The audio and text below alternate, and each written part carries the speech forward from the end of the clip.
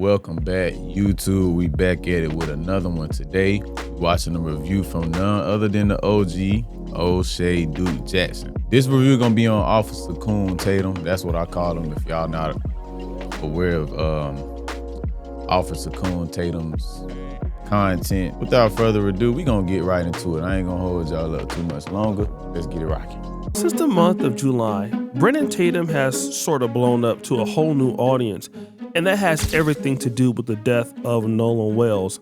Brennan Tatum has defended the people accused of possibly being involved in the death, and that's brought him to new fame. But within that new fame, Brennan Tatum is still sticking to his traditional talking points, being anti-black. Let me explain what I mean.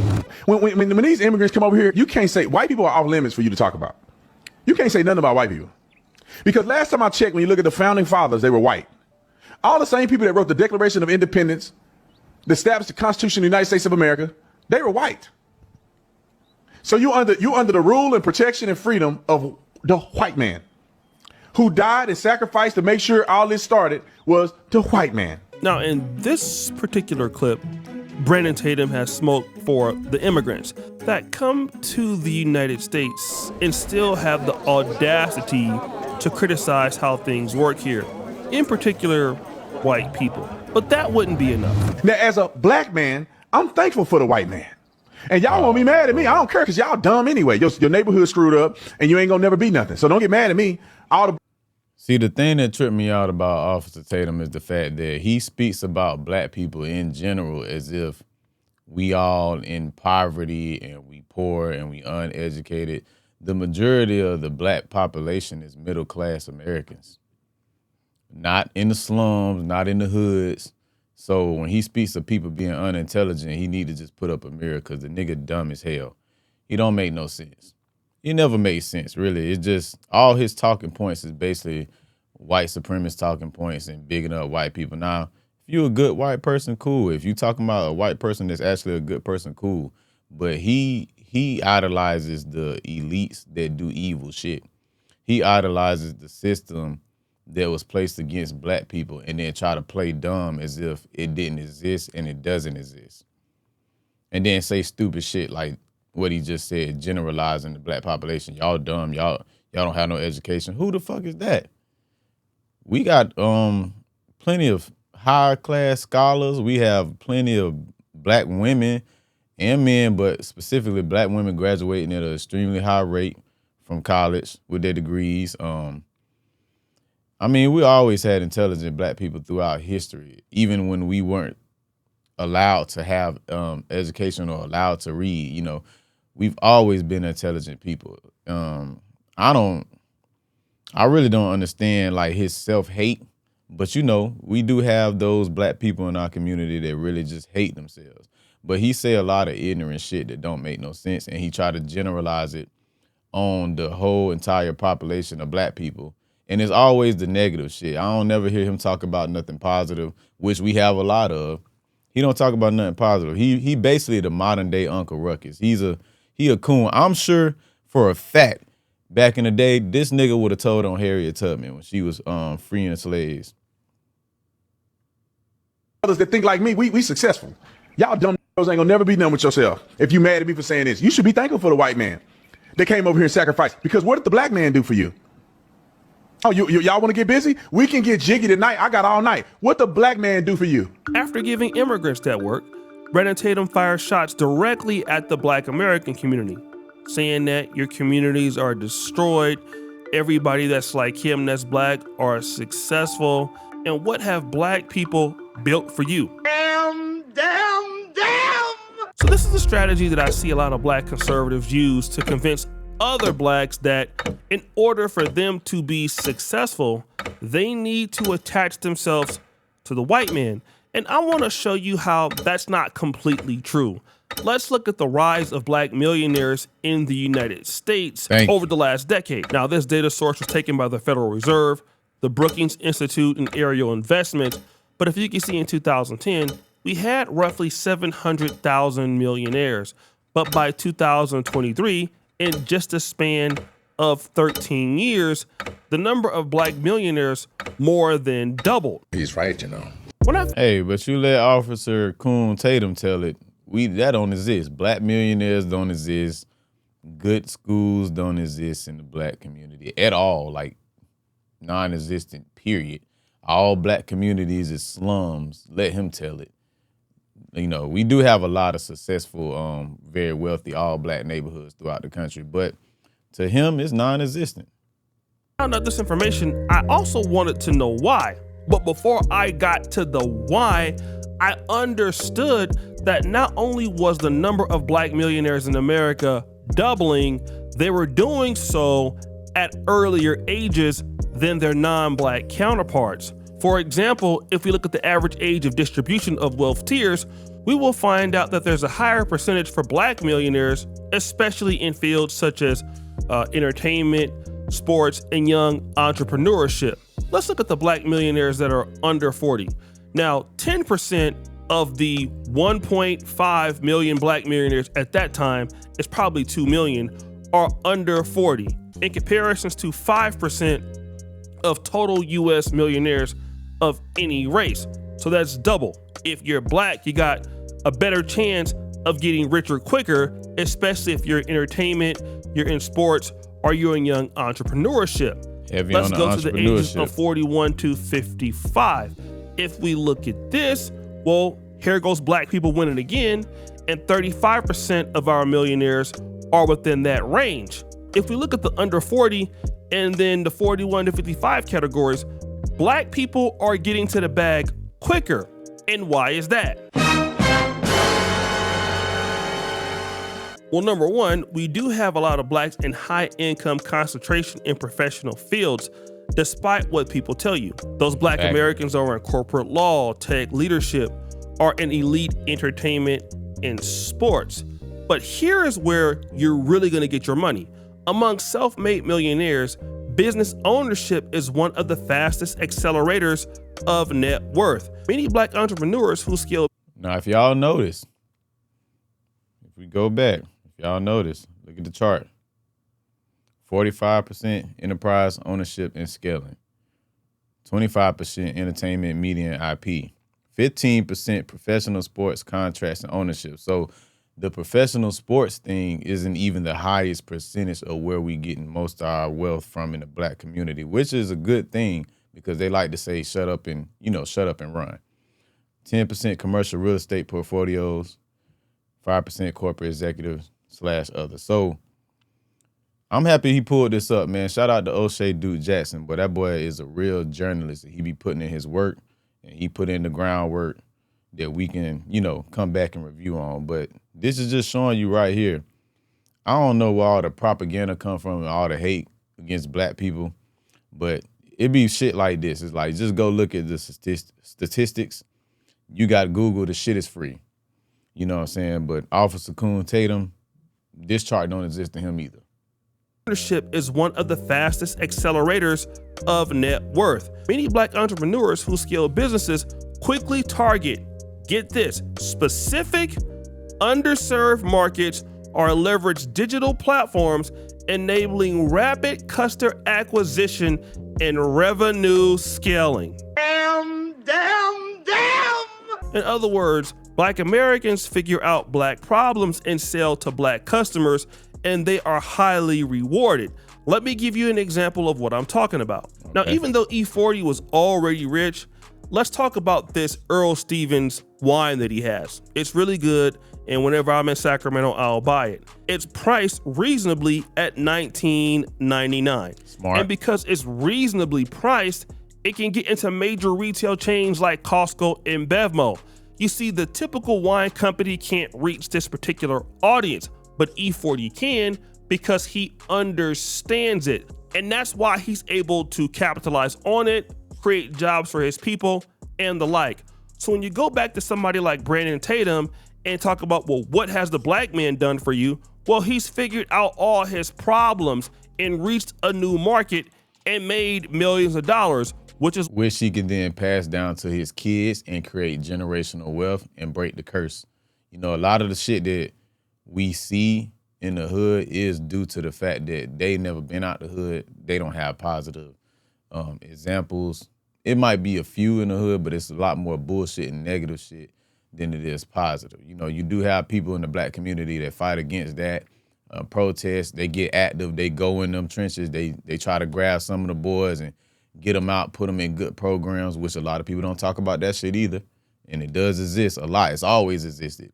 We've never been okay with our communities being fucked up, you know, but they don't like to show that part. They don't like to show the Black Panthers of today's time. They don't like to show the people putting in the groundwork. They're still going through the hood, trying to grab them boys up and, you know, put them in a better position in life, even though their conditions might not be the best. But this right here, this is what we need, and I'm happy to see.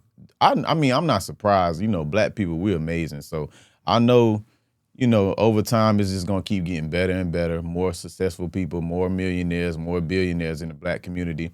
And then we can, you know, circulate that wealth within ourselves, keep building.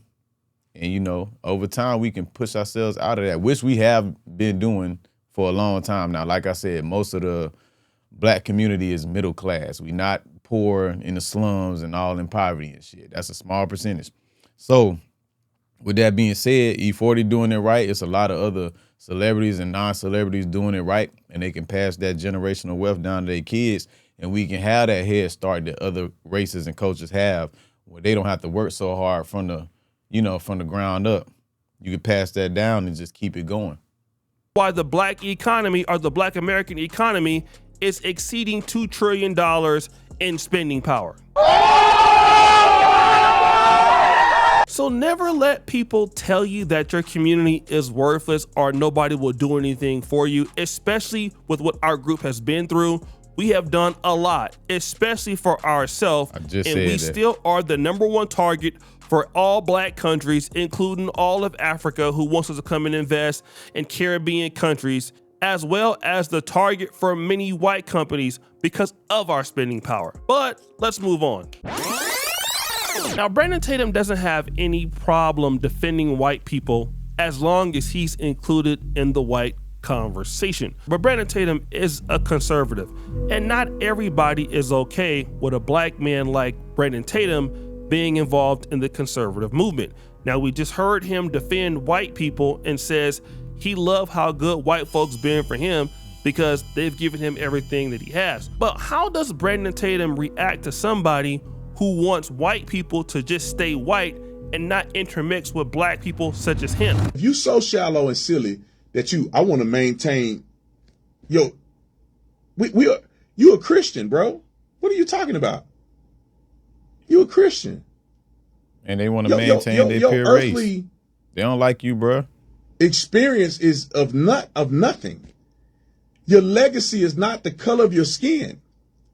It's spiritual. But wait, it gets worse. There's no male or female in here. There's no Greek like that. Like, God ain't looking at you being like, good job. You kept your race going. You made sure that you were just white. So look at the pivot. When Brandon Tatum is defending white folks, he's talking about how great they are in comparison to blacks. But now when a white commenter wants to separate the whiteness from Brandon Tatum, now all of a sudden it's, you see, I thought you was a Christian. Skin really don't matter. White folks. He must not know the history of white Christians, dog. That don't zip you from nothing, bro. You is not them, and they don't like you. And the fact that you seek so much validation from them is pathetic. That's crazy. That's funny as hell, by the way. I'm not gonna lie. Anytime we get a black, you know, Uncle, I ain't even say Uncle Tom, because I heard Uncle Tom was a real one. Anytime we get a black Uncle Ruckus, they always get that nigga wake-up call eventually. It might take a little minute, but it's always coming. They do mind games like that too. You know, that boy be going hard about them. And they be telling him the same shit, bro. We don't want you in our spaces. Don't matter. It's what you do for the Lord does matter. It's not about race. But shit. Brandon Tatum's first baby mama and his wife is white. And he was just talking about how important white people were and how you shouldn't talk about them. So if it wasn't about race, then why is he using the term white? And then why is he also using the term black to devalue those same people who disagree with these whites, as if the whites can't be held accountable for making mistakes? But he would go on. White people don't exclusively own America. What are we even saying here? White people built America by importing slaves, in part. Native Americans had a lot to... Black people and Asians built America. White people had slaves. They gave the orders, but they ain't build a shit. Do with America as well. The culture, the history, migrants who came over here from Italy, France. I mean, people who migrated in America built America to where it's at, that assimilated. Now he's saying that everybody built America, not just white people built America, but a lot of people. Do you guys see the trick here? Let's continue. America is great because of our diversity. America is great because our diversity. But I wonder, why wasn't he talking about that diversity in the first two clips? Didn't sound like diversity to me, did it? But check this out. America is not white people, because the dumbest people in America today are white people. To be quite honest. Boy, you don't sit your stupid ass down. Who the You don't know what the fuck he want to say. He just be saying shit. White people are what? But wait a minute. Because we have the power and the ability to be the greatest nation to ever exist, and these ignorant white folks trying to tear this country down. And they're the majority. Brandon Tatum switches his tune whenever he's not going to be included in the conversation. White people all of a sudden are not that great. Some white person must they have made needed him help mad from other that day. groups. And basically he's saying that because his income is dependent upon those same white people. And then his interracial marriage and his colleagues and all of that is interdependent on that. So he'll just move the goalposts. In one end, he'll berate blacks by saying that white folks did all this for us. And then in the second play, he'll basically water down the accomplishments of these same whites to better fit him. And then my next point is this. You would think that white people would always look out for Brandon Tatum because he's so loyal to them, right? Yeah. As you know, Brandon Tatum worked very closely with Charlie Kirk at Turning Point USA. He was largely Charlie Kirk's right-hand man as the black guy. But something happened that Officer Tatum was not happy about. So I was not invited to any of the Turning Point Faith events, which I'm one of the biggest Christians in the movement right now that stand up for Jesus Christ on every platform that I've ever been on. It was at this particular time that Brandon Tatum was not involved to speak or lead any of the worship services at Turning Point USA's Christian events. And there is Brandon Tatum saying, well, I'm one of the biggest Christians in the conservative space. Why was I left out? That's interesting because that's not the first time that Brandon left Tatum off of bad and was left bougie. out of anything. When Charlie Kirk had his funeral on September 21st, 2025 in Arizona, there were speakers at Charlie Kirk's funeral. There was Donald Trump, there was J.D. Vance, there was Mark Rubio, Robert F. Kennedy, Pete Segath, all these different names. Donald Trump Jr., Tucker Carlson, who Brandon Tatum hates, Sergio Gora, Erica Kirk, director Tulsi Gabbard, all these people, except who? No Brandon Tatum. On one end, you spent a lot of time berating black Americans for white people. And even though you do make a lot of money catering to that group, you largely have no leverage. And that's something that's very interesting in black society, because when you have leverage in black society, you're able to get almost on anywhere. Like, look at Kevin Samuels. When he was on, it didn't take him very long to get on ATL. It didn't take him very long to get an interview with Nicki Minaj on Instagram. It didn't take him very long to get on a video with Future. He was on his way up, because when you're respected in Black America, you can do that. You can look at Kendra G, whether you like her or not. She was able to get into Essence Fest She was able to get into InvestFest, having her own booth. Now she's on Oprah Network. I mean, she's been on almost every television show. She doing her thing. She's been interviewed by almost every black podcast. That's what happens when you get the red light in black society. You get on and you can hit that circuit and get to the bag. I believe she was on Cam Newton. She's been on all the stuff. But when you look at the major political right platforms, Officer Tatum, he may come on Fox News, but he's not really respected, okay? He doesn't get those shining opportunities, just like he didn't with Turning Point USA. So what am I trying to say? Number one, never let anybody downplay the black community, okay? Facts. The black community is one of the most richest, most talented pools of financial wealth and capital of all time. Now, if you want to look at some of the most ultra wealthy people in the black community that are worth $15 million or more, here's what we know, especially if they come from our community. The black community is what gets them into the door, and then everything else scales them, meaning that they start with their own people, most of them, okay? A good example of that is Tyler Perry. You start in the community, you have that base, you scale onto. Hey, and I remember when Tyler Perry, when it first started, I was still in high school, man. That boy was killing them live plays.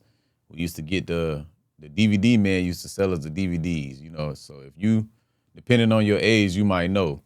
That boy came and he hit the streets with them with those live plays.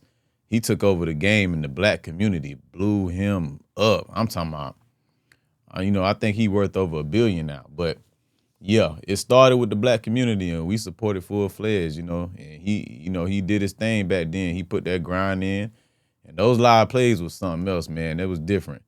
And he started his own wave that we had never seen before. So that's definitely a good prime example of starting with the black community, getting to where you need to go, and then scaling it to a larger scale to the world, for sure. Something else that's different than Tyler Perry going to the white community, looking to making it Hollywood the original way. Why do that if you don't have to, if your community can scale you? Because your community has the money to scale you, so why not do it like that? And I just want everybody to stay encouraged.